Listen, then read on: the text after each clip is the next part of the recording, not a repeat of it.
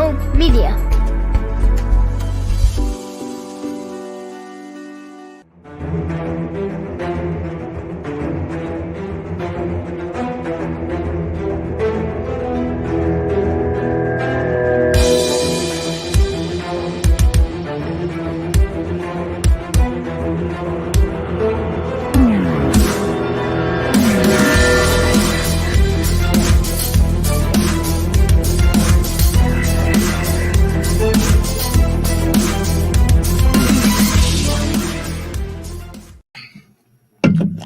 Hello, everybody. Welcome to another Kansas Missing and Unsolved podcast. I'm your host, Ricky Tvergi, with Derek down there in Arizona. How's it going in Arizona, Derek? Pretty good, buddy. How you doing? My hat's got a little sweat stain on it. We're going to try to avoid putting that on the screen.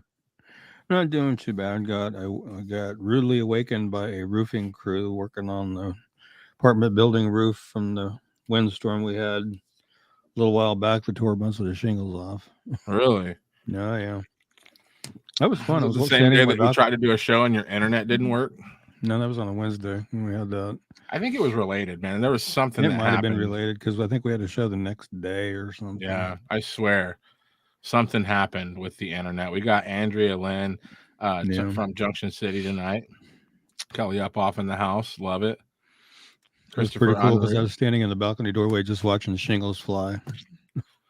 I guarantee you that's why our last show was awful. Well, it was a good show, but I couldn't hear you very well, and I could not see you. But that's been about a month or two ago now. It's been a while since we've had that bad windstorm. It's been a little while. Oh, maybe it wasn't related. We got Ellen Dotson from Leavenworth. How you doing? Okay. Linda Kincaid Warren from Onaga. Never heard of it. Love it. Roxanne Fisher Jackson's in the house. Yeah, from Oklahoma. I'm doing good, Kelly. How is everybody else doing? I will be honest, I'm a little tired, and doing the show tonight kind of slipped my mind at work tonight. And I had kind of a rough night at work. I believe it, man. Lana Johnson here from Wichita, Kansas. She says, I'm good, trying to raise $200 to move somewhere safe and healthy for us within the next 2 weeks. Fingers crossed it happens.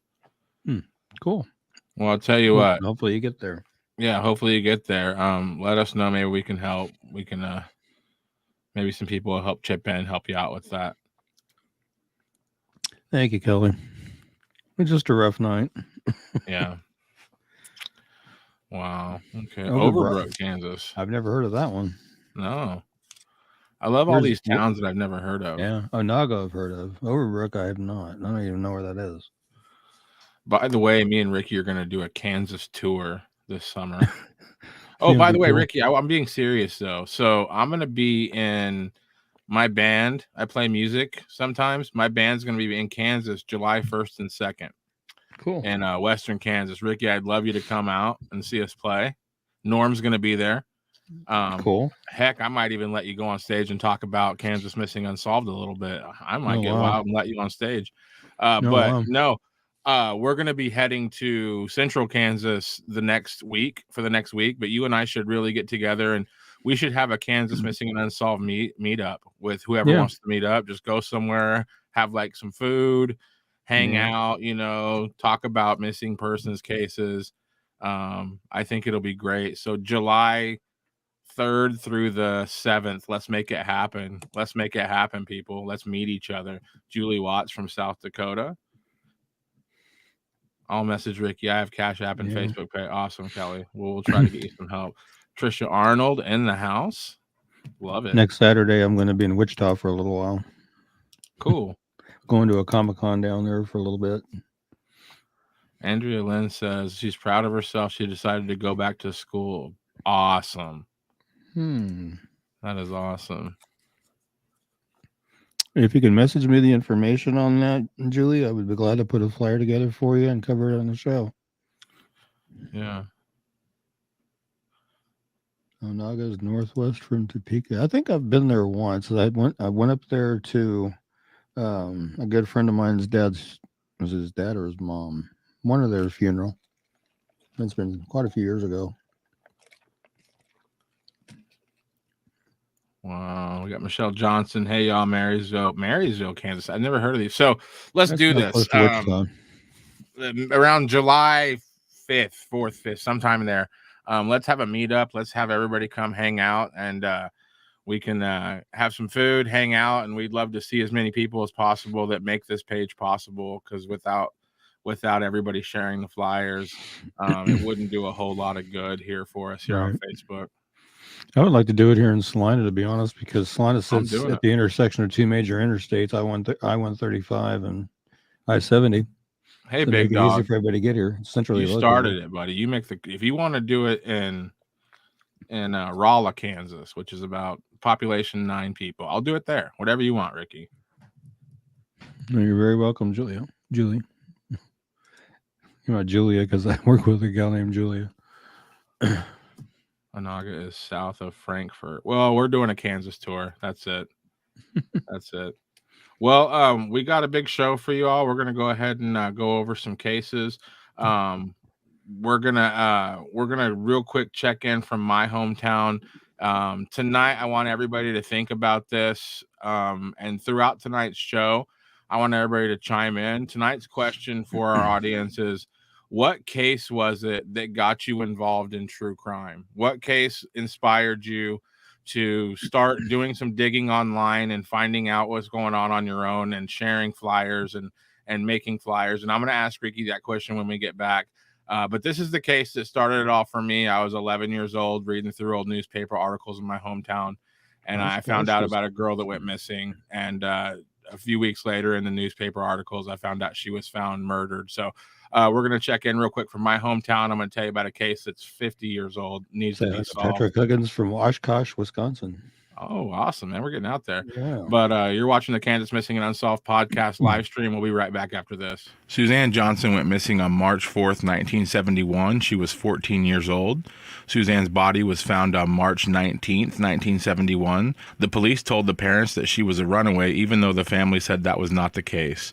March 4th, 1971 started with Suzanne getting up and going to school. The only decision that needed to be made was if Suzanne was going to ride with her family or on the school bus to the game that night. There are 2 different stories of what happened to Suzanne. Suzanne had a friend who talked to her the day she went missing. She had wanted to go to the library to take some books back before they were late. Suzanne said she wouldn't be able to go because she had to go home and fix dinner so she could get back to the school and ride the bus to the game. Her friend asked her if she wanted to save her a seat on the bus, and Suzanne said yes. That was the last time she ever spoke to Suzanne. After school, Suzanne was walking towards her house with another friend when they stopped at Johnny Wilmore's house to talk to him. At some point, Johnny Wilmore offered Suzanne and her friend a ride home. They went to the Dairy Cream and got a Coke, and they also dragged Maine a couple of times. According to Johnny Wilmore, he had dropped Suzanne off at the front of her house at about 4:30 p.m. At that point, Johnny Wilmore said he went home. Suzanne was never seen after this. There are varying stories as to where Suzanne was dropped off. Some reports say she was dropped off near her home,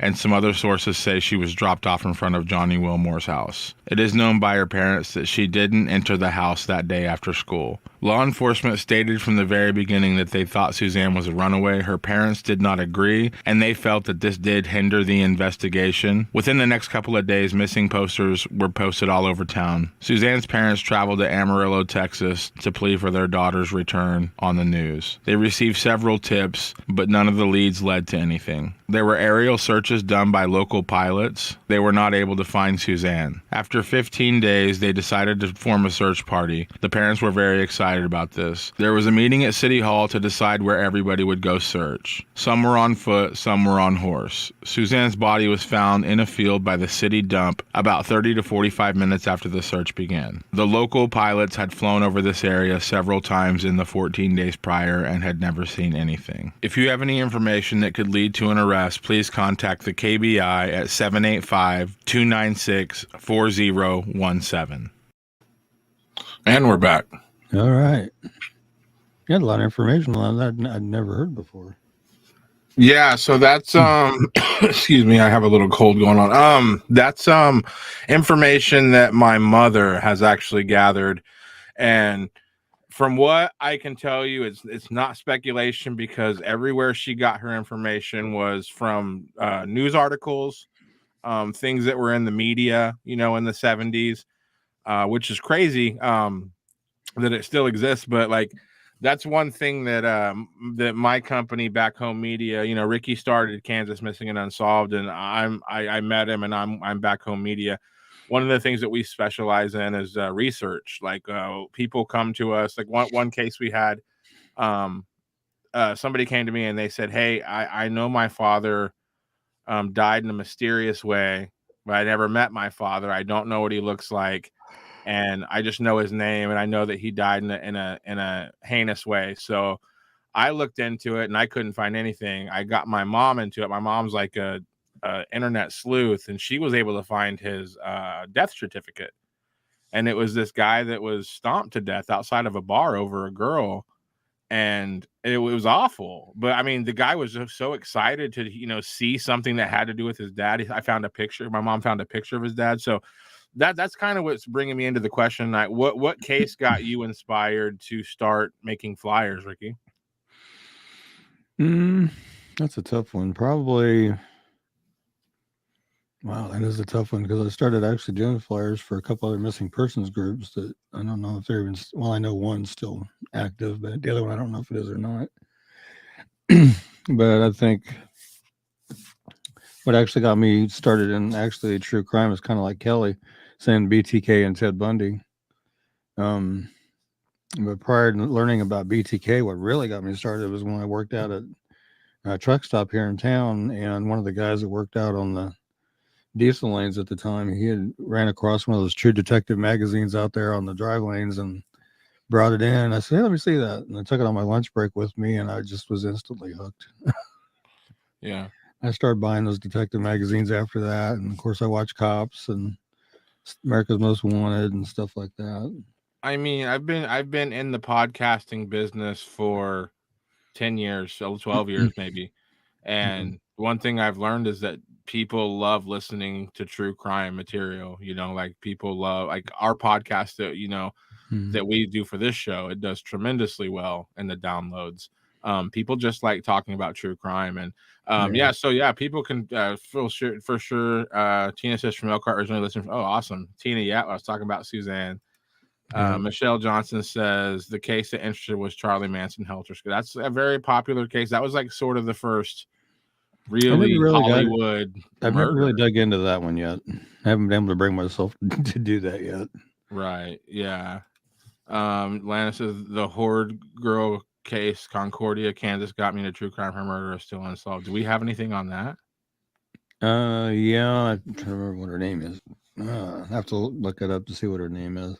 Yeah, I can't recall it at the time. If you could give us a little bit more information, we'd love to talk about that.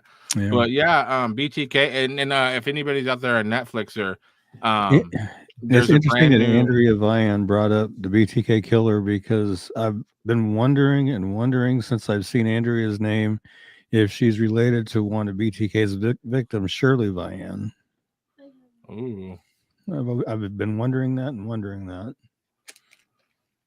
Well, there's Netflix has a brand new documentary, and it's they interview the cops, the detectives that tracked him down. And the guy's such an idiot. He's like, "Can you guys track a floppy disk?" And they're like, "No." So he sends a floppy disk, and that's how you get caught. But like that's. I remember I watched the same broadcast that got BTK caught because I was living in North Carolina. I never heard of BTK. My dad had told me there was like some boogeyman, because my dad grew up in Wichita. But I never got read into it. And then I was watching the news in Kansas, and they're like, "It's been such and such years since we've had any interaction with BTK." And BTK saw that news thing, and that's when he started messing with the media again. So I felt like a part of history because I saw the same broadcast that made that guy blow his entire cover, come out of retirement, and now he lives in a prison. Adam Walsh was a big one too. Yeah. And Chris is, I like the Unsolved Mysteries too. Great.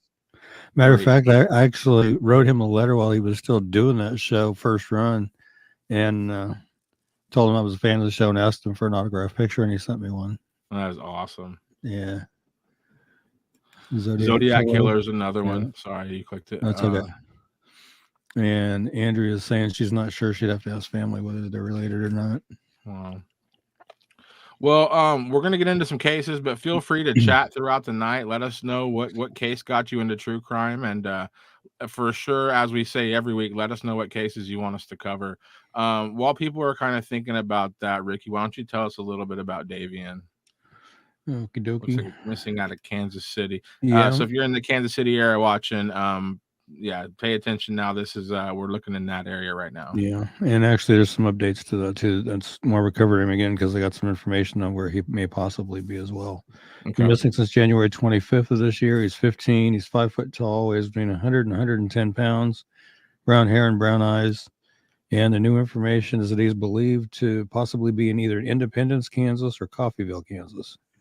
So, if you have any information regarding Davian's disappearance or you know of his whereabouts, please call the Kansas City, Kansas Police Department at 913-596-3000 or the KBI at 785-296-4017. And so, again, be wary in the Kansas City, Kansas area and also in the Independence or Coffeyville, Kansas area, because he could be in either location. Yeah, and this has been going on for a little while now. Well, Davian's been missing a few times, correct? Yeah, we've covered it. He's had a previous flyer before this one, yes. So for those podcast listeners, that case number is going to be 21-007230. In the cities and towns that Ricky's talking about, high alert, and we're looking for Davian. A lot of people worried about him. Yeah, for sure. Talk about Gabriel Collins. Was this just the best picture they had of him, just with his? That's something I've never been able to get. Well, I'm trying to remember. I had someone who was younger because I've done flyers for him a long time ago. But he's missing from Wichita, Kansas since February 11th of this year. He's 15. He's 5'5", weighs 120 pounds, has brown hair and brown eyes. If you have any information regarding Gabriel's disappearance or you know his whereabouts, please call the Wichita, Kansas Police Department at 316-660-9456 or 316-660-9452 or 316-263-6011 or the KBI at 785-296-4017 and see if we can help figure out where Gabriel is and get him back to where he needs to be. Yeah, a couple 15-year-olds is you'll need to find somewhere safe and just keep being kids. I mean, even if I understand, I don't know anything about your life or your circumstances. Maybe you don't feel much like a kid, but you still get to be a kid. Go be 15 and, prepare yourself, get yourself ready when you're 18. You're in control. You get the car keys. You get to do what you want to do with your life. So spend these next 3 years building yourself up, learn about credit, learn about moving up in employment and stuff. You get to choose your destiny. You can be a hardworking person, but being out where people don't know where you are at 15, that's kind of scary. And again, like I tell everybody, if the reason that you are fleeing where you are from right now is because you are in danger, obviously don't go back there. Please contact the police or an adult that you trust. Right. We are not asking anybody to go back to an abusive situation, but being unaccounted for, Gabriel, is kind of it's a little scary in 2022. So if you could just contact the authorities or contact an adult and let them know where you are and that you're safe. Yeah, definitely. And Lana's saying she sent a link that says here's what is known, and the girl's name from Concordia, or the Concordia case, her name is Nicole Horton. She's actually from Salina and was murdered in Concordia. And I do have a flyer for her, actually. If you send it to me, I can make something happen. Yeah. Let me see. Let's see. Do I have Alicia Perret says, also the pastor and employer that killed his wife and his secretary's husband. So him. I wish I could remember. That sounds familiar, and I wish I could think of the name. Kelly says Gabriel looks so familiar for some reason. I wonder why. Trying to see if I have it in one of my folders or if I lost it when my laptop went crunch and burn. But I tried to back everything up as best I could. It was hard to do. We're hoping Gabriel looks familiar to somebody for sure. Yeah. Uh-huh. Nicole Horton. Well, yeah. Boy, I need to make a new flyer. I haven't made one for quite a while for her. Well, let's hold that off for a little bit. Let's do a little bit more show, and then we'll try to Yeah. get that on tonight. We'll try to make that Yeah. happen tonight. I want to do some more digging on hers because I think the last flyer I made for her looks like 2013. So yeah, so we're probably just going to go ahead and we'll cover that next week because we want to make sure we do a good job covering it. But we'll at least get her picture up tonight. Ricky will send me that flyer. We'll at least get her picture up, and we'll read what we know about now. But we're going to have to make a flyer for next week. okay. Trisha's saying the bird case in Emporia. I'm not familiar with that one either. Not sure on that one. This is all good stuff. We need to know this stuff. These cases, have to be talked about by us because the people that are, either missing or no longer with us can't talk about them themselves. We got Blake Hoover here, Wichita, Kansas, January 7th, 2022. Did we cover Blake last week or? Good question.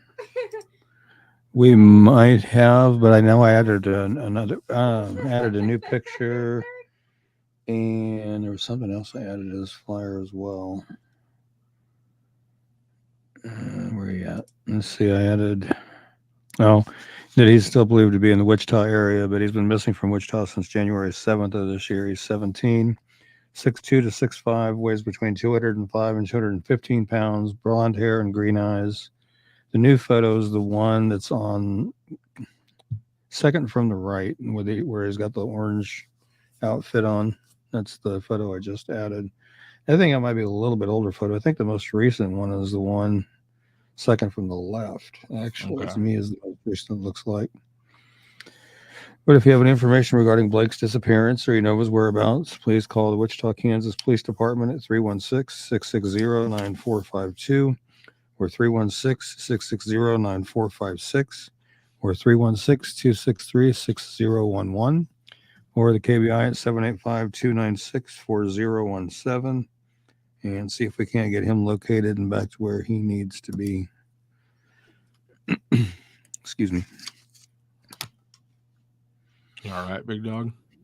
Oh, yeah, just ever since I had COVID last month, it's just I get a little bit of stuff in the back of my throat.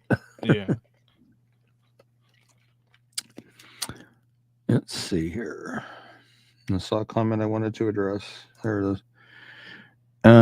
Actually, we're going to cover Kadden tonight. We're going to do cover him right now. Yeah, we can do it. All right, let's talk about Kadden Woods. Did I pull his? Oh, that's the one I forgot to pull. Crap. Let me grab his flyer real quick here. What's your middle name so I can yell at you when I'm mad at you? No. It's actually Lee, L-E-E. Ricky Lee. Yeah, it's like a family middle name. My brother has the same middle name. My sister, my dad, my grandmother. It's kind of the family middle name. What's that Mexican country singer's name? Lee Trevino or Ricky Trevino? I have no idea. Because my birth name is Trevino. We could use your Ricky, my Trevino. We could be like that country singer. I think his name's Ricky Trevino. Okay, here we go. Kadden Woods, missing from Topeka, Kansas since November 29th, 2020. He was 16 when he went missing. He's now 17. He's 5'9", weighs 140 pounds, brown hair, blue eyes. He was in contact with a juvenile teen female in Wichita, and she had actually gone missing and has since been found, but he has not. Some of the comments that I had seen on his flyer was that he apparently is living with his grandmother in Wichita. I just don't know if that information as far as where grandma lives is known. So if anybody has that information, call the Wichita Police Department, or you can call the Topeka Police Department. But again, he was 16 when he went missing. He's now 17, 5'9", weighs 140 pounds, brown hair and blue eyes. And if you have any information regarding his disappearance, his whereabouts, call Topeka, Kansas Police Department at 785-368-0000. excuse me, 9247 or 785-368-9551 or 785-368-9200 or the KBI at 785 excuse me 296-4017, or you can call the Wichita Police Department at 785 or excuse me 316-263-6011 and let them know that information as well if you know where his grandmother may live. As I was like I said, that's the comment that I'd seen on his flyer. Yep, Trisha Leach was a professional golfer. Yeah, I get that. You are correct. No, that's if I'm Kadden's parents, I'm very worried. Yeah. It's been a long time. But interestingly, though, the three pictures that are on the screen right there of Kadden were sent to me by the girl that was missing, her family. And in every picture, she's in the photos with him. So he's obviously in the Wichita area. It's just a matter of nailing it down to where he is. Okay. And again, maybe you have a reason you're not wanting to be there. Just you need to talk to somebody. You need to communicate what's going on. Yep. Nobody knowing where you're at is not a great idea. It's just not because, I don't know, when you're off the grid, something could happen to you and nobody would know because nobody even knows where you are. So it's just at least let somebody know where you are. And again, you're 17, like you're almost an adult, but just like I tell everybody, like start life fresh, start life at 18, only worry about yourself, take care of you, make sure you're good, work towards goals and do something with your life. It's a gift. Life is such a gift. You know how many people that aren't with us. I mean, we cover how many unsolved homicides that people would just love to have a chance to live and be somebody. So go back, go somewhere safe where you're accounted for, worry about your education and worry about yourself and build yourself up and have an awesome life. Right. Stephanie's asking, are we going to cover Brandon Ford? Yes, we are actually. And I see Lana appears asking, have they solved Colton Brewer's case? No, they have not. They still have not located him. They still don't. The working theory is that he has possibly been murdered and his body hidden. Go ahead and pull his flyer. Who, Colton? Yeah. Okay. Because we need to cover that if somebody's asking about it, because that's a big one. Yeah, that's like one of the earliest cases that I remember making flyers for Kansas Missing and Unsolved, and one that I followed and communicated with his mom and stuff like that. And still talk to her periodically. That's tough. Yeah. Cindy's here from Parsons. Okay, I've got Colton's pulled. And look at this. Oh, Kelsey Youngblood. Oh, Kelsey Youngblood showing her face. Awesome. Now she just needs to show her face on camera for exactly. Yeah, she needs to be here. Brandon Ford. Did I make a flyer for Brandon Ford? I think you did. Yeah, I did. Let's go ahead and cover it. Okay. I know his flyer is getting a bunch of comments on it, and some are not so good. I saw that. Looks like there was some like family squabbling going on. Maybe I hate that. Some family members of his are going rounds with some gal, and they're asking her if she knows where he's at and stuff like that. And when I tried to click on her profile, it said it was no longer available. So I don't know if she shut herself down or what she did, blocked everybody or what. I don't know. But Brandon's missing from Wichita, Kansas since November 17th of 2021. He's 30 years old. He's 6'2", weighs between 150 and 170 pounds. Has brown hair and brown eyes. Last contact with Brandon was on November 17th by messenger. He was last physically seen by family at Walmart on West Mays Road in Wichita near Christmas time. At the time of his disappearance, Brandon was living in the area of MacArthur and Hydraulic in Wichita. Again, he's 30 years old. He's 6'2", weighs between 150 and 170 pounds. He has mid-length brown hair and brown eyes, and his goatee is kind of a reddish in color, as you can see in the pictures there. He has a tattoo of a fascia phoenix, which I'm not sure what that is, on his upper right arm, a tattoo of an oriental banner under the phoenix, A tattoo of Rick and Morty on his lower arm, unknown which arm. A tattoo of a smiley face with the eyes X'd out on his lower arm, again, unknown which arm that's on. A tattoo of love hate on his right rib cage. That tattoo's not finished, as well as other tattoos. He's known to typically wear hoodies and ball caps. If you have any information regarding Brandon's disappearance, you know his whereabouts, please call 911 immediately or call the Wichita, Kansas Police Department at 316-263-6011 or the KBI at 785-296-4017 and see if we can't help get him found and back home to his family where he needs to be. And based on some of the comments I saw, so I'm thinking maybe there could be like maybe a substance abuse issue. I saw those comments that they kind of alluded to that, so I don't know for sure, but right. I'll just say this, Brandon, if you ever see this or if you hear this, you're young too, you're 30. But if you don't feel good when you wake up and you don't feel good when you go to bed, sometimes it's just good to go talk to somebody. Just start there. Maybe if you have any kind of demons you're battling, there's 100 ways to do things. There's churches that'll help you if that's not your vibe. There's people that can help you if you're dealing with addiction or something like that.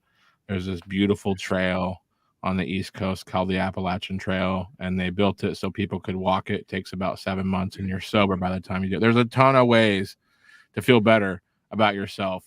So I just encourage you, Brandon, if you see this, to take the time out of the day to care about yourself and be the best you can be. Like that's just that simple. You make that choice. You make it right now that you're going to be the best Brandon Ford that this world has ever seen, and show us a thing or two. Show us what you're capable of. Yeah. And Kelsey's saying, "Oh, I know. Hopefully soon." And she's like, "Wait, a Saturday new day for stream?" Yeah, it is, and it's Derek's fault. Yeah, I got a new job that's killing me. Yeah, I have such bad sciatic nerve damage. It's so bad. Like I'm hobbling. I hobble around all day. Wow. It is so rough.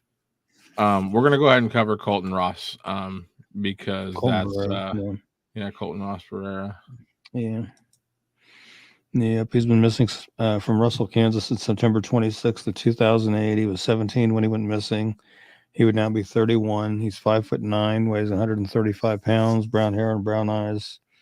A friend dropped him off at an outdoor skate park. He was supposed to call the friend back when he wanted to be picked up, but he never called his friend.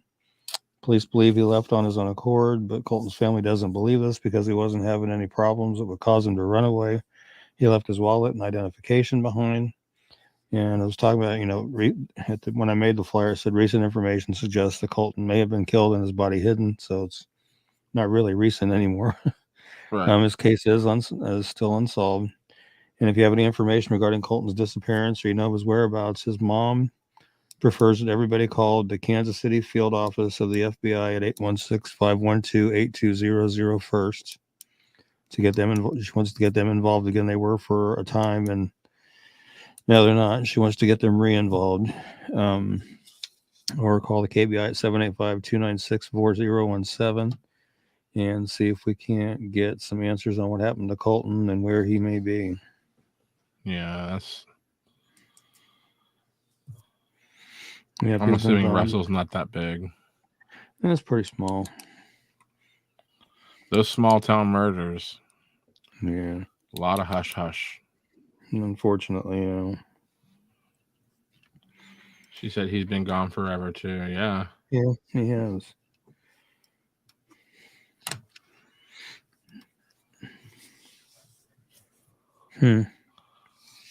She says Justin Pee Wee Hatton I saw is possibly involved. I'm not sure who that is, so I hope the police know that. Whatever. Yeah, me too. That would be great information for the police because, I mean, that is just ridiculous how long ago that was. Yeah, definitely. Before Ricky started doing this. Yeah, for sure. Has there been any news on Cindy Easom? I haven't heard any. I sure have not heard anything. It'd be nice. And I see somebody tagged She says the police know that. Kim Estes tagged Christine Ham. Christine Ham is Brandon Ford's mom. Drugs involved. Yeah. And at the end of the day, like, I didn't hear about the drug angle, but I did hear about a different angle, and I don't know if it's public knowledge, so I'm not going to disclose it. But anytime you hear about drugs, it's like the older I get, the more I'm like, who cares? Yeah. Like somebody's missing, or somebody's rumored to be murdered, and is like, well, I heard there was drugs involved. It's like, oh, so we just stopped talking about it? Yeah. What if we said, hey, we don't care about your drugs. We're not going to do what you do. If you want to be a drug person, that's fine. Just tell us who hurt this person, who was the trigger person, because they have to go to jail. Right.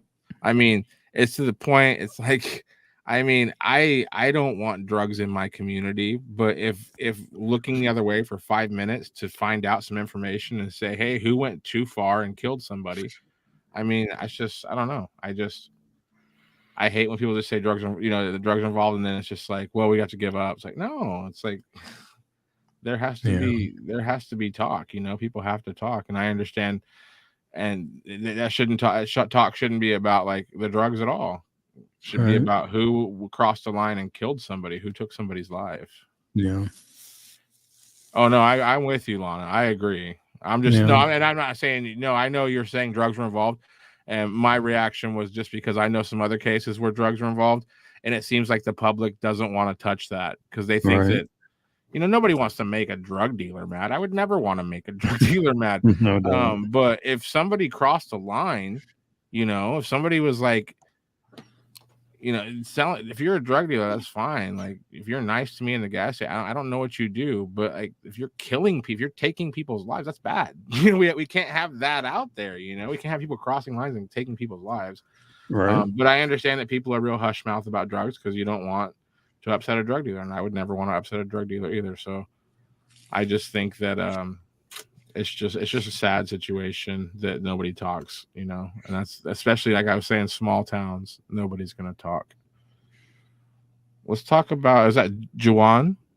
That's my guess on that one. That would be my guess. Yes. And that's another one that I did not pull. So I'm grabbing it right now, because when I looked at the pictures that you sent me of the flyers we made, his wasn't in there. Oh, really? Yeah. He's missing from Wichita, Kansas since January 29th of 2022. 16 years old. He's 6'1", weighs 145 pounds, has brown hair and brown eyes. Not much is known as far as where he may be or anything like that. So if anybody has any information regarding Juwan's disappearance, his whereabouts, please call the Wichita, Kansas Police Department at 316-660-9452 or 316-660-9456 or 316-263-6011 or the KBI at 785-296-4017 and see if we can't help get Juwan located and back to where he needs to be. Yeah.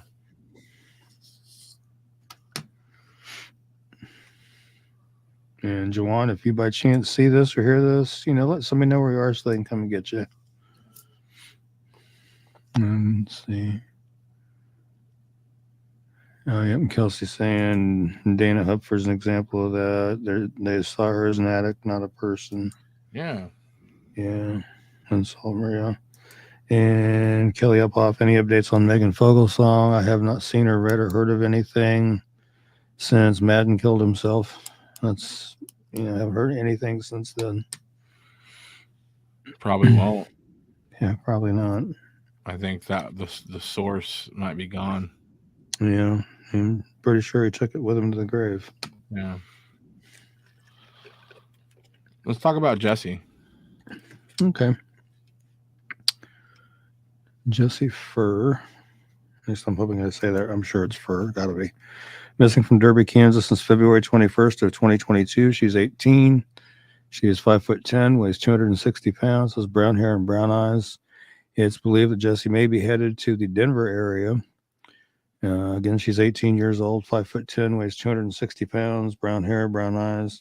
Have any information regarding Jessie's disappearance? So you know her whereabouts, please call the Derby, Kansas Police Department at 316-788-1557 or the KBI at 785-296-4017 and see if we can get her located and back to family where she belongs. Right. I went to Derby once. My buddy's mom lived there. I thought it was a cool little town, but I literally was just like at her house that day, but I liked it.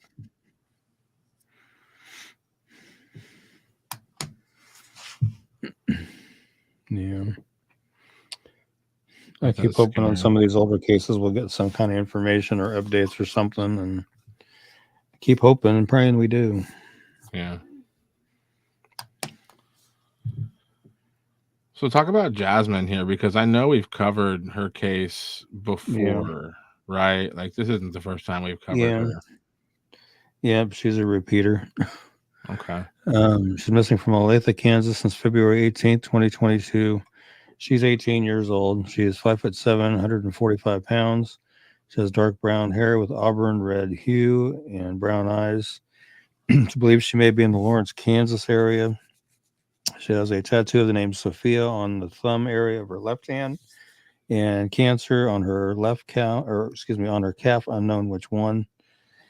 And actually had to update her weight and her age to 18 and her weight to 145 because initially I think I had different age and weight from the prior flyer. But if you have any information regarding Jasmine's disappearance or you know her whereabouts, please call the Olathe, Kansas Police Department at 913-782-0720 or the KBI at 785-296-4017 and see if we can't get Jasmine located and back to where she needs to be. Which now that she's 18 is probably going a little bit harder. She's actually 18 now. So you use the old you use the old flyer, Derek, because she's actually 18. Oh. And she weighs 145 pounds now. Wow, Ricky. You know what? I messed up. It's all right. It happens. But she's Yeah. She's so all that changed in that amount of time? Yeah. 25 pounds and a year older.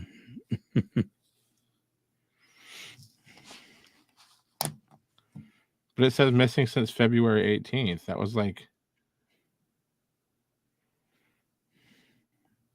Yeah, since February 18th. Yeah. Got an email the other day saying, can you update her age to 18 and her weight to 145? I said, yep, sure can. Okay. Okay. All right. So you just got it. Yeah. Okay. Yeah. Yeah, because I thought maybe the flyer was so old that maybe this was like from when she previously had ran, maybe. That's what I originally ran with, was the 17 and the 120. And then, like I said, I got the email saying, hey, can you update that to 18 and 145? And I said, yeah, sure. Okay. So there's going to be probably 3 of these on here that are an older version because I was making the flyers. This could be, but I have the case numbers on these and the police numbers that they can call. So, but I'll make sure to remember that for next week. Yeah. It gets tricky when I have to do updates and, change this, change that, and stuff like that. So, I mean, it does get a little tricky sometimes. But, let's see here. We're working on Cameron Anderson Rabon. I'm not sure how that's pronounced exactly. Missing since November 3rd, 2021. Yep, that's what yours says too. Make sure. He is 15 years old. He's 5'8", weighs 160 pounds, black hair, brown eyes. And it's believed he may be in the Iola, Parsons, Gridley, or Yates Center areas, which is an update that I just made to his flyer within the last couple of days. Again, he's 15, 5'8", weighs 160 pounds, has black hair and brown eyes. If you have any information regarding Cameron's disappearance or you know his whereabouts, please call the Lawrence, Kansas Police Department at 785-832-7509 or KBI at 785-296-4017 and see if we can't get Cameron located and back to where he needs to be. Yeah. It's been a little while, November. Mm-hmm.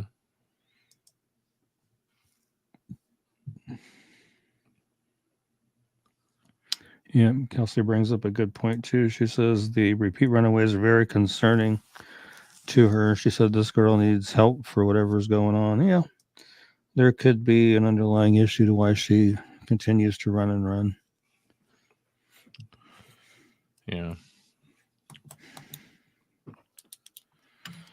I was talking to a friend of mine who's she works in the tech industry, and she's working on some tech right now that it's kind of based around the technology that Ashton Kutcher is doing, where they're trying to basically find abusers using technology. But she wants to sort of she deals with runners, as we call them, probably not politically correct calling them that either for several reasons, but what we call runners. We're on the side of where are these people, she's on the side of why are these people running, right? And if you think about it, a lot of the cases we cover are people that are in foster care, group homes. So I think she wants to work with us, and I think that she's kind of onto something. I do think that we are doing a good thing by finding these kids, these vulnerable people. But I think that if this many people are running away from some of these systems, maybe there needs to be an overhaul of these systems. Maybe there's some bad stuff going on that we need to stop looking the other way on. That could be. So I think that that's one thing to really take consideration, that some of these people are just running away because they don't like rules, or they're mad about something, or they had a bad day. But some of these people are escaping some pretty dark situations. Yeah. Yep. I do like what Ashton Kutcher is doing though with his organization, the organization that he is working. I guess he started it. I guess it's called Thorn. And it's really cool. I get their newsletters in my email and stuff. Christine, here's Brandon's Brandon Ford's mom, Christine. Yeah, we covered Brandon already, but if you'd like, we can cover him again. Yeah, no problem. Kelsey says the foster care system here is crap. But I want to say this though. I'm glad there are people that are in the foster care system. Ricky adopted children that he lives with. He loves his kids are from the foster care system. Yeah, so there are good people in the foster care system, but this is the best way to look at it. It's like if there are people out there that want to prey upon vulnerable, scared young people, there's a place to hide. So I think that we have a lot of wolves in the house, and we have to get them out. Yeah, it's just no more like we got to find out, why are you running? What are you running from? And we'll put an end to it. Right. Whatever means necessary. You know what I mean? It's just we have to put an end to it. But let's go ahead and go back to Brandon real quick, because I want to make sure we can. I want to cover him again for Brandon's mom, since she's on here now. Brandon's missing from Wichita since November 17th of 2021. He's 30 years old. He is 6'2", weighs between 150 and 170 pounds, has brown hair and brown eyes. His last contact was on November 17th by messenger. He was last physically seen by family at Walmart on West Mays Road in Wichita near Christmas time. At the time of his disappearance, Brandon was living in the area of MacArthur and Hydraulic in Wichita. Again, he's 30 years old, 6'2", weighs between 150 and 170 pounds, has mid-length brown hair and brown eyes, and he has a reddish-colored goatee, as you can see in the photos there. He has a tattoo of a fascia phoenix on his upper right arm, a tattoo of an oriental banner under the phoenix, a tattoo of Rick and Morty on his lower arm, unknown which arm, a tattoo of a smiley face with the eyes X'd out on his lower arm, again unknown which arm, a tattoo of love-hate on his right rib cage that's unfinished, as well as other tattoos. And Brandon typically wears hoodies and ball caps. If you have any information regarding Brandon's disappearance or you know of his whereabouts, please call 911 immediately or call the Wichita, Kansas Police Department at 316-263-6011 or the KBI at 785-296-4017 and see if we can't help get Brandon found and back to his family, because I know they are just, worried beyond belief about where he's at and whether he's safe or even still alive. I've read that in the comments on his flyer. I mean, there's upwards of about 64, 65 comments on his flyer right now. So, yeah, let's see if we can help get him found and back home. Yeah. Long time. Yeah.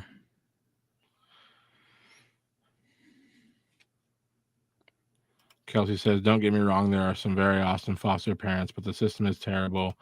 Trisha says, something is definitely broken the system, and Cindy says, I agree. Yeah, I mean, when you read things about kids sleeping in offices because they don't have enough foster homes or anything like that, it's an issue. It's one of those things that again, it's just we have to do better, and we just have to do better. And the thing is just like, again, just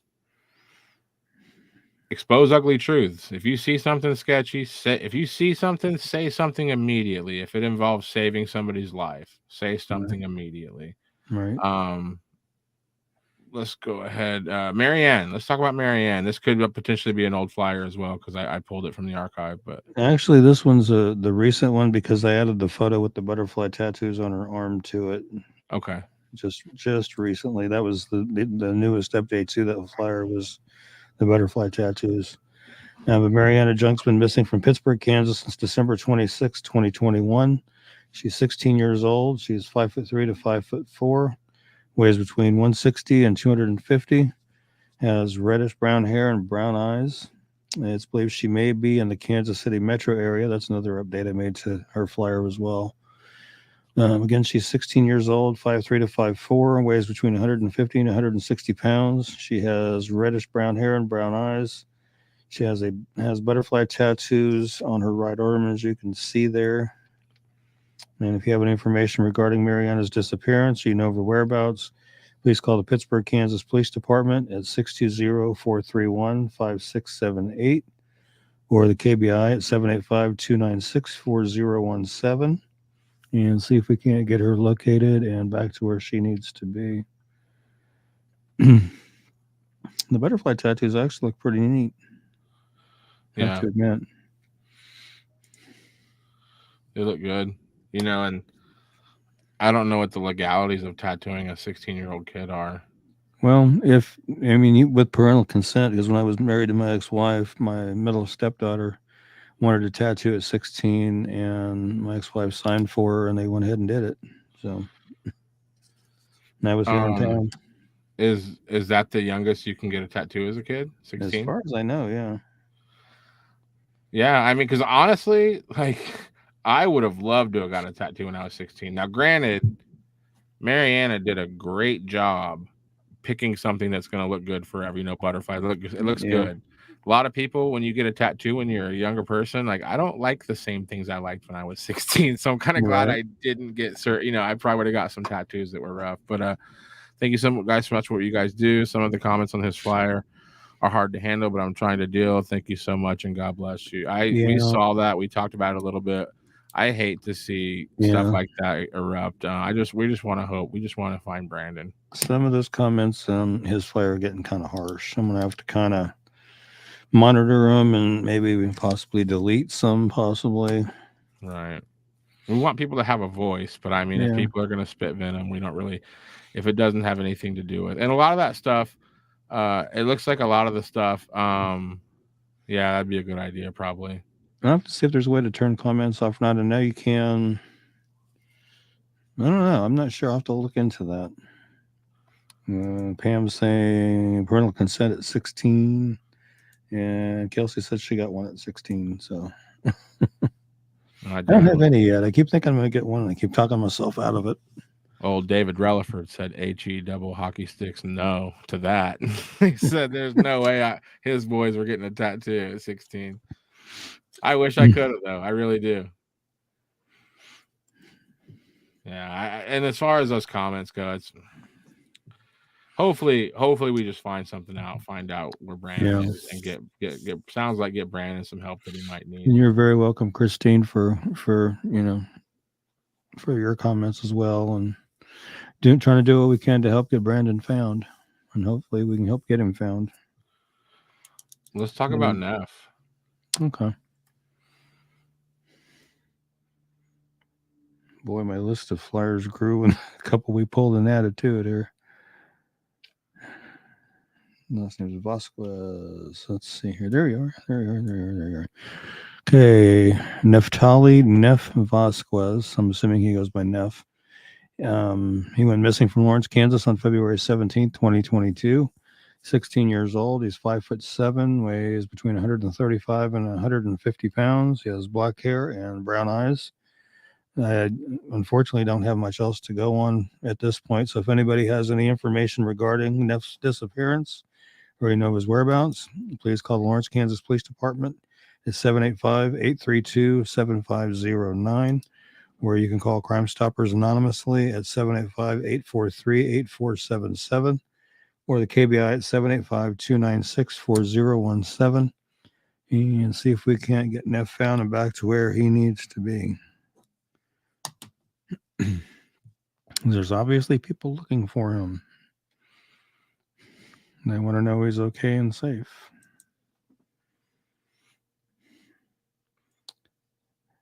Yeah, Trisha brought up a good point. You can hide certain comments. That you can definitely do. And Courtney is asking, can you guys repost Sarah Burton's flyer from Joplin? I would appreciate it. Yeah, we can repost it.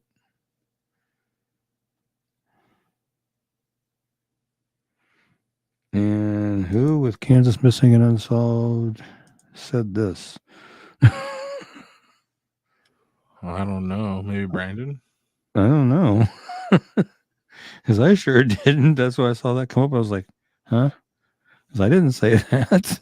I thought maybe you did, but I don't know. I didn't do it. Okay. A head scratcher going on here.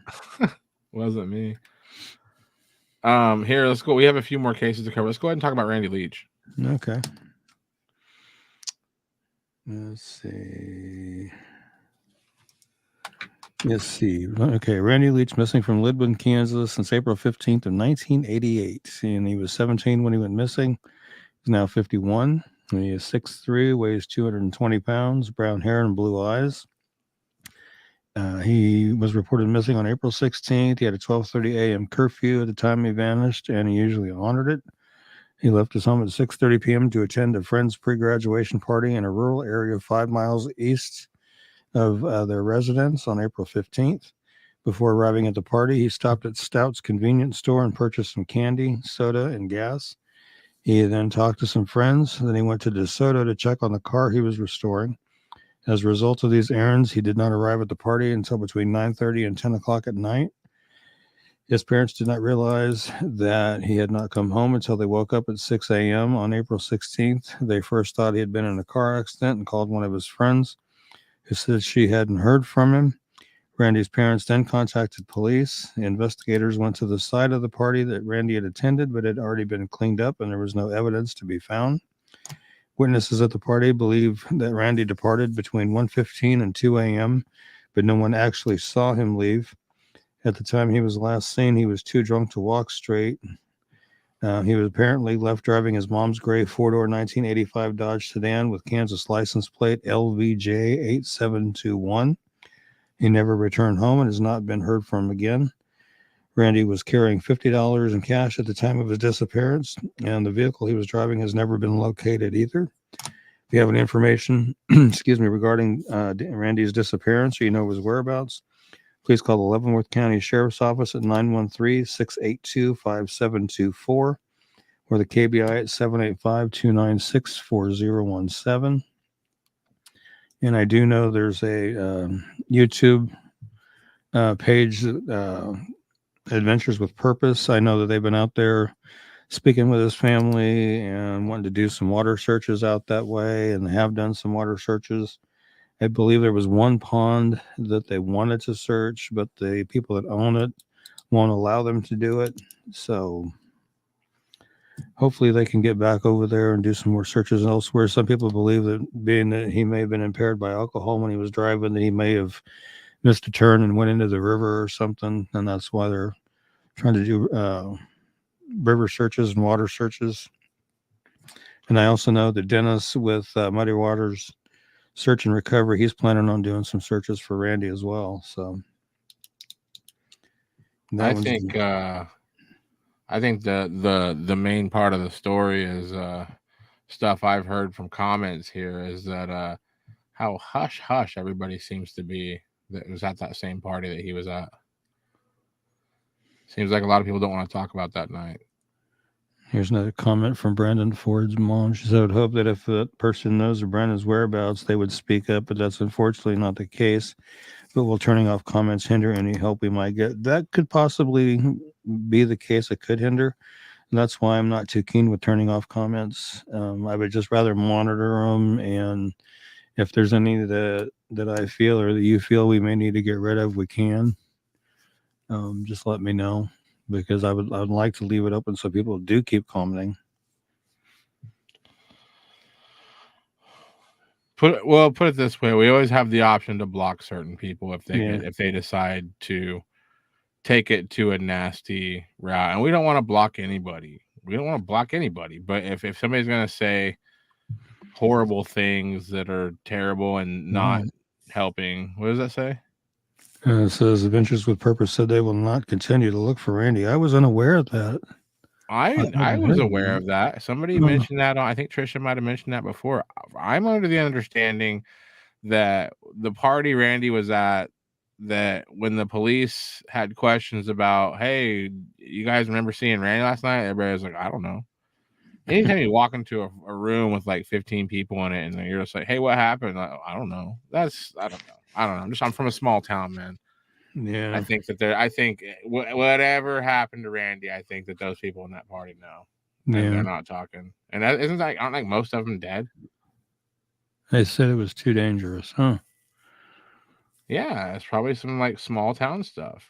They might have been receiving some kind of threats or something, possibly. Yeah. I don't know. I know when they were doing searches up in Colorado for Suzanne Murphy, they had guards standing around, looking at watching their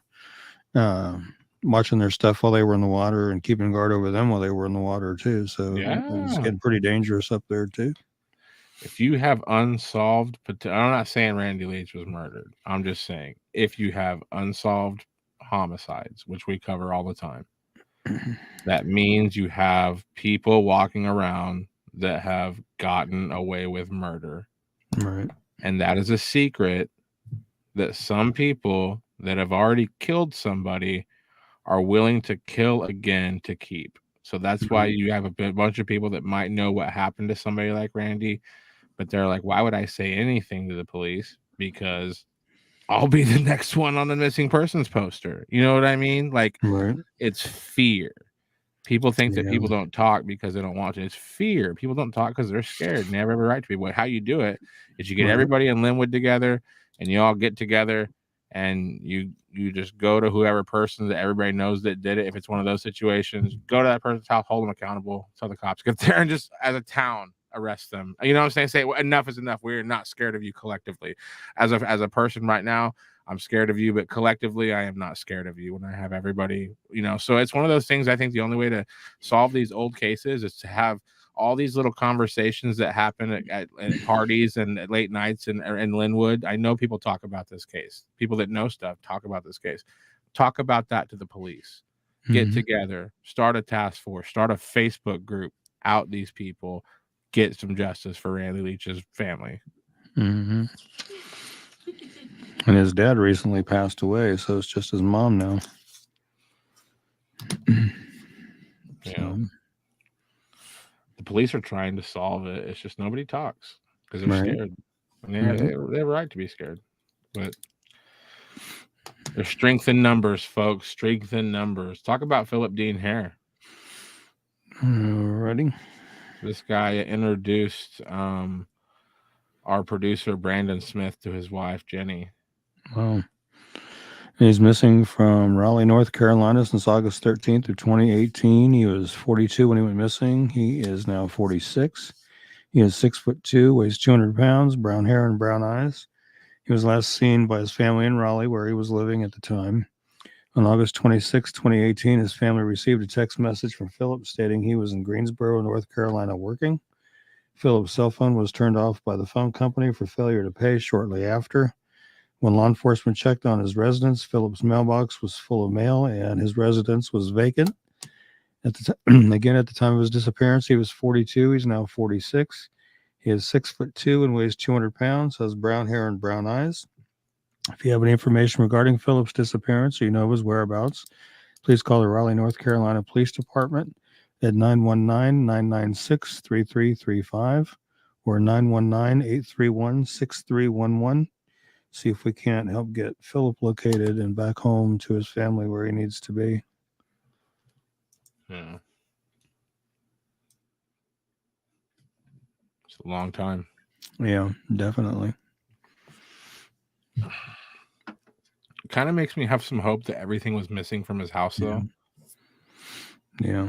Like maybe, like still something bad could have still happened, but maybe he planned to go somewhere. Maybe something bad happened where he went. Well, that's what Brandon kind of alluded to when we were talking about it. Was he was talking about maybe moving out of the country? So I don't know. Right? Yeah. Maybe he did move out of the country. Maybe he had an accident. I don't know. It's just. Yeah. But hopefully he's still out there somewhere. Okay. Yeah. Yeah.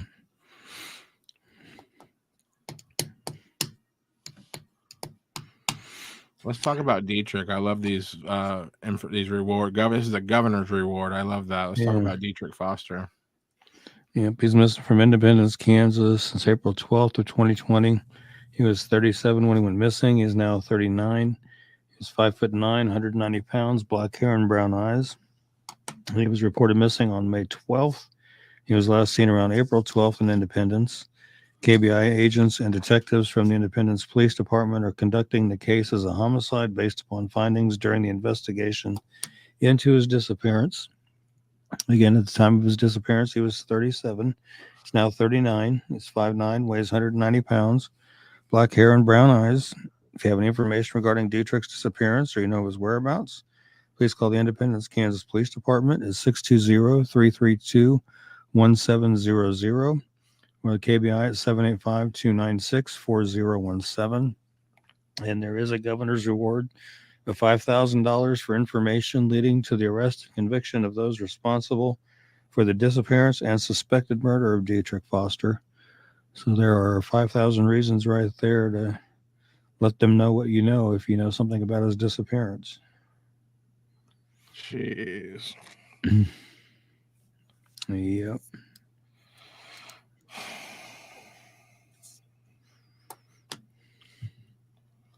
It's a scary thing when people disappear like that without a trace. I mean, it's coming up on 2 years and less than 2 months. Right. But it's one of those tricky flyers. It's a missing persons flyer, but the governor of the state's like, hey, we think he might have been murdered. Here's $5,000. It's like that's bad. Yeah. If you're Dietrich's family, that's just you're not having. Sure, you want to find out what happened, but you probably don't have a ton of confidence that he's somewhere safe. You know. Yeah. Yep. This flyer should be the most recent one we have. But let's we have two more things we want to talk. Well, first let's talk about Nicole. I was able to pull this just from the flyer you sent me. We'll make a better one for next week and we will recover it. But I'll let Ricky read what he has. This is an old flyer though, just so you know, everybody. Yeah, this is one that I did, like I said, 2013. So it's been a little while here. Skeletal remains were found on October 18, 2008 near Concordia. They were identified as Nicole Horton, who was last seen by her parents in August 2007.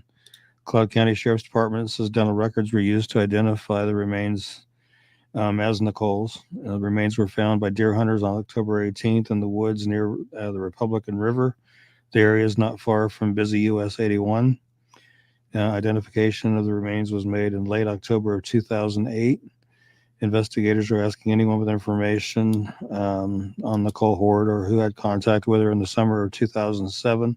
Please call the Cloud County Sheriff's Office at 785 243 3636 or the KBI at 800 572 7463 or 785 296 8200 and see if we can't help find out who murdered Nicole Horton.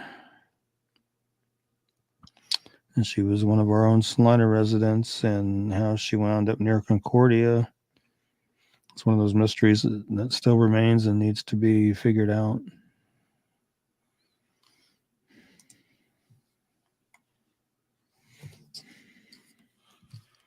So you made this flyer. You said 2013. This is like when you were first making flyers.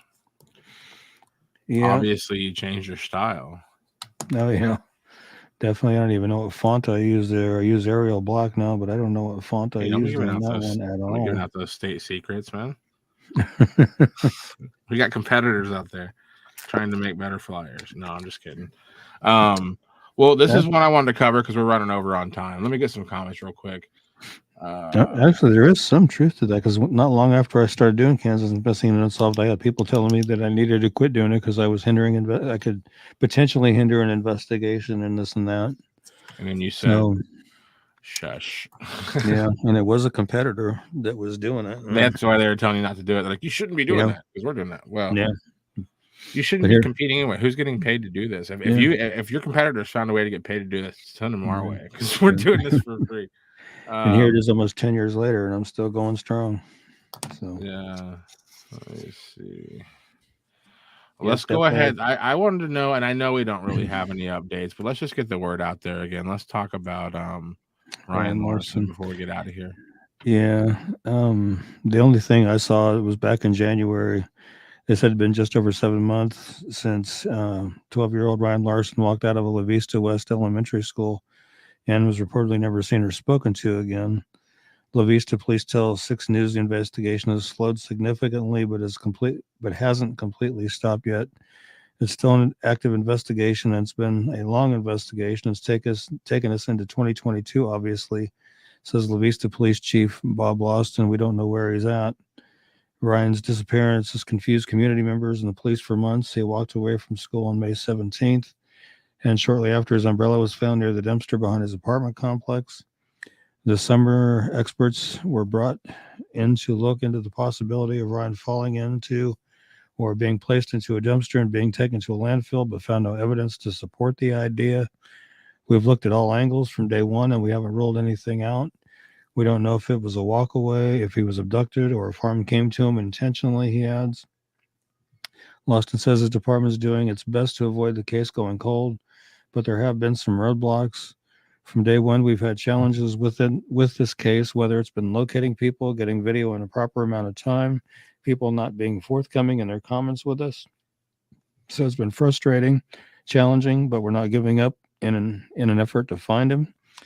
Lawson says local authorities have conducted more ground searches in the same wooded areas and water sources they searched in the early days of the investigation near where Ryan went missing. He also says they've received compliance on subpoenas from Google requesting information on cell data or phone numbers that may have been used at the time Ryan vanished. That's been analyzed by numerous law enforcement partners, so that information, that's helping us somewhat. But again, anything we've had so far has not led us to where he's at or who may have caused him harm, if harm was caused, Lawson says. As the investigation continues, Lawson adds that the question of if something criminal happened hasn't been set aside. As time goes on, you don't find any leads. You start to wonder if there was some kind of nefarious element with this.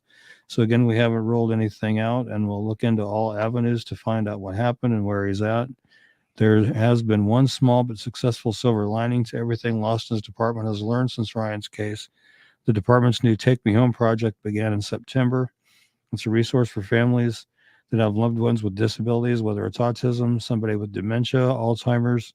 You can go to their website and fill out a packet of information. They load that into their records management system. So if they get a call someplace about a missing child, missing adult, They already have most of the information about the person loaded into CAD, so their officers can uh, pull that up, so responders know what areas maybe this person was found before they wandered off. So far, the program has been helpful. We've had 2 incidents where it actually came into play for us. This is what Austin said. And we were able to find an 8-year-old that wandered. When asked if he believes Ryan could still be alive, he says it's a difficult question to answer. I don't know. Hope would say that's what our finality should be. We should be able to find him alive, but without a sign, without anything as it goes. There's a reality that may come into play, he says. We hope for the best. The worst could possibly happen, but our intent is to find him and find where he's at, find what happened to him, and if somebody did something to him, find who did it. Um, Marlo, let's see. Ryan's family tells the reporter that holiday season without him has been hard, and they hope the community will continue to keep him in their minds while out and about. We're hoping that Ryan is somewhere. He's still out there, and we're going to try to bring him home, Lawson says. Lawson encourages anyone with information on Ryan's whereabouts or his case to call the Sarpy County Crime Stoppers at 402-592-7867. And going back to his flyer, he went missing on May 17th of 2021. He was 11 when he went missing. He's now 12. He's 5'8", 125 pounds, brown hair and hazel eyes. And as mentioned in the article, he walked out of his La Vista Elementary School located at 78th and Terry Drive in La Vista Monday about noon. Last confirmed sighting of Ryan was about 2 o'clock on Monday.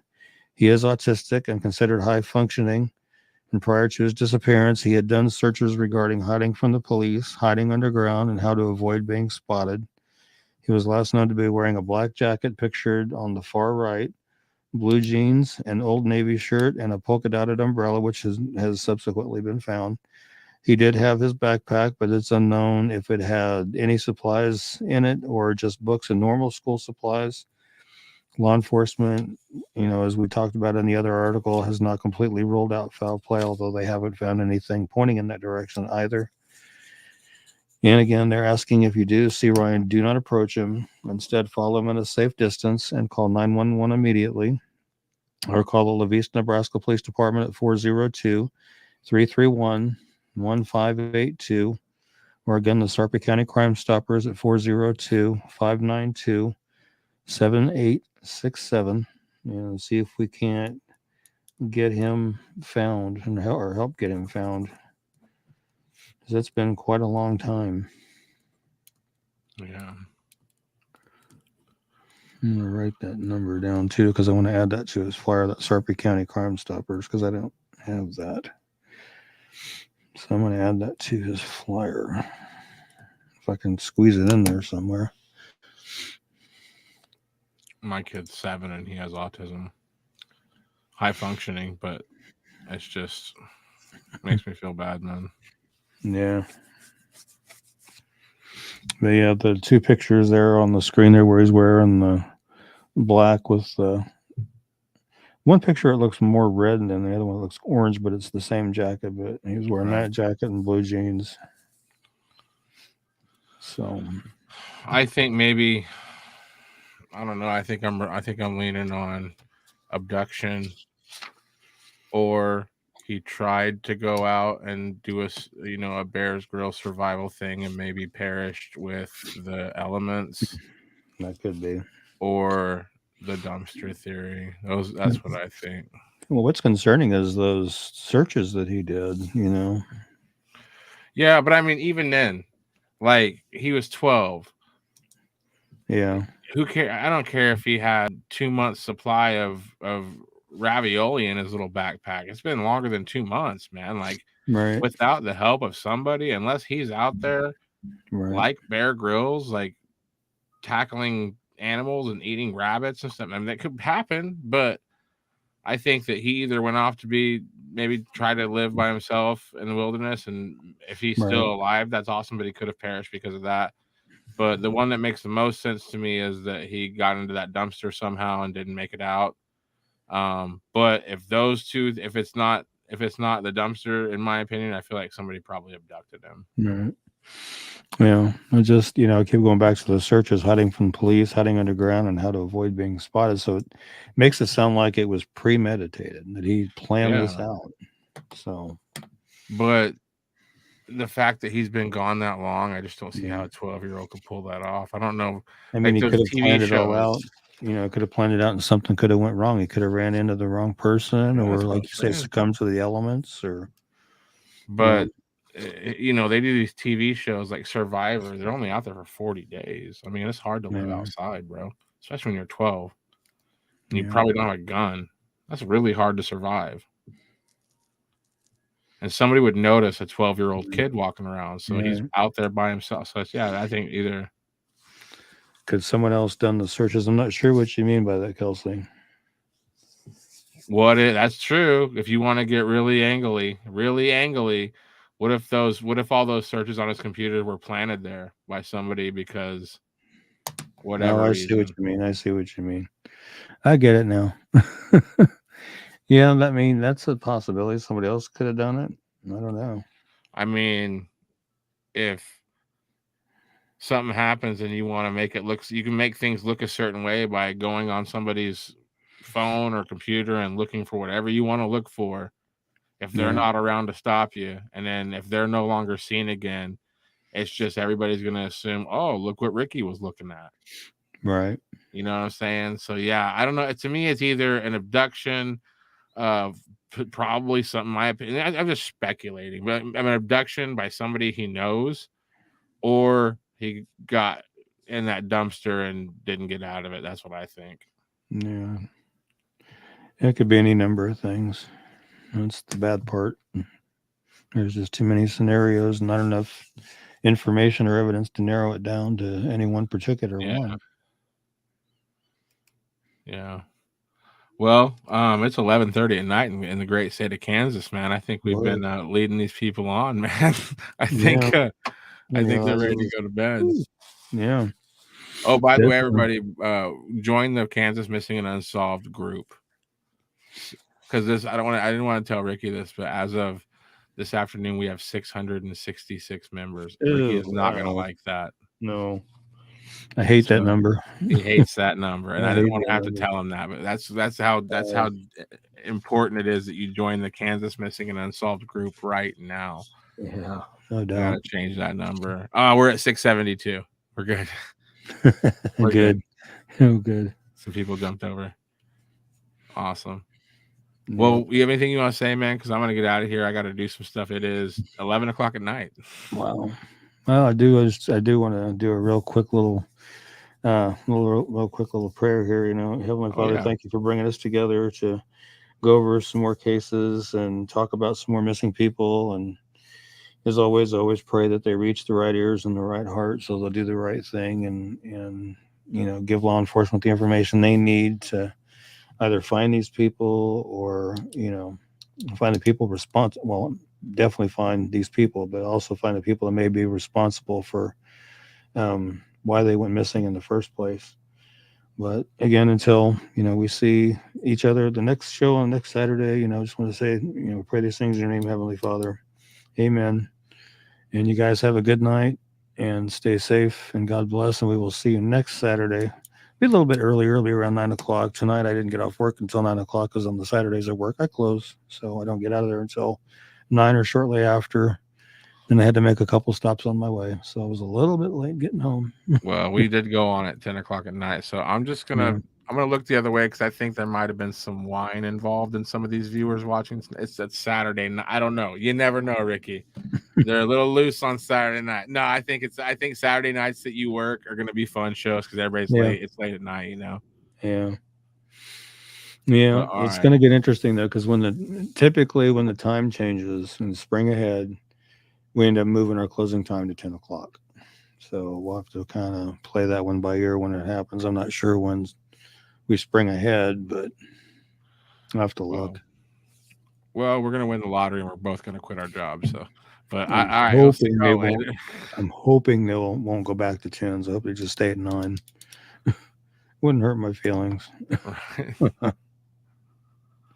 especially right. when my daughter's concerned because she's already, I only close like twice a week, and I work till 8 o'clock some nights, and she would really like me to be home more in the evening, and I'm trying to make that happen, but it's been difficult, so it's hard on her. Well, we'll get those lottery tickets bought and Yeah. Yeah, Ellen will definitely cover Dana Bruce next week. Sure. Definitely will. All right, boss. I'm gonna go ahead and get us out of here. We will see you all next week. You're off next week, so it'll be 9 o'clock. Yeah, I'm off next Saturday.